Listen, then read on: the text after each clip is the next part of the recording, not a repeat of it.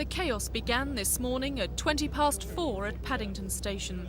2 to 5 pounds of high explosive was concealed in the roof support above platforms 6 and 8. The explosion caused only structural damage. But the bomb, which followed at Victoria Station 3 hours later, struck at the heart of the rush hour. One man was killed. Police have revealed he was the father of a 16-month-old baby. 40 other commuters were injured, 3 of those were children. Eyewitnesses say minutes after the explosion, the platform was a bloodbath. The explosion seemed to bang and shudder and echo down one side of the station. Saw a lot of broken glass, a lot of people with injuries that you'd associate to something like someone going through a windscreen of a car. I saw one guy sitting by the entrance to the tube station with horrific facial injuries. It was just horrible. It was really terrible. I see at least 8 people.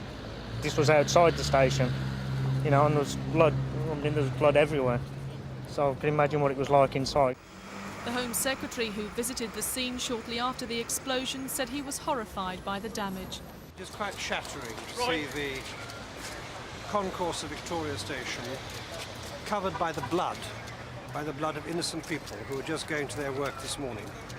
And this is the act of murderous criminals. They're criminals, these people, and they must be brought to justice. Police say there was no warning before the first bomb went off at Paddington, but at 7 o'clock this morning, staff at the London Travel Centre received a call from an Irish-sounding man. He said, "We are the Irish Republican Army. Bombs to go off in all mainline stations in 45 minutes. Officers say Victoria Station was being searched when the bomb went off in a litter bin beside the ticket barrier on platforms 3 and 4 at 20 to 8. Tonight, senior anti-terrorist squad officers and British Transport Police have answered criticism about why stations weren't closed after the warning.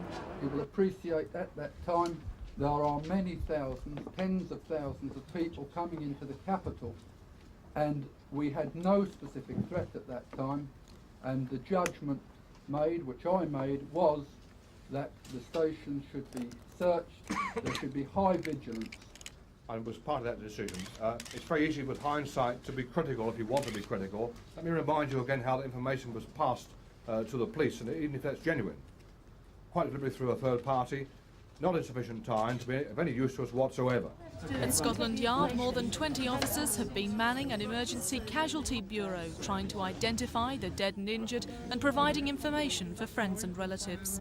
British Rail mainline stations have been closed throughout most of the day, leaving many people stranded. On the roads there was also chaos as commuters took to their cars to try to make it to work. And security was tight at Heathrow this afternoon. All 4 terminals were closed for nearly 2 hours after staff received a bomb threat. Nothing was found. Sharon Doughty, Thames News.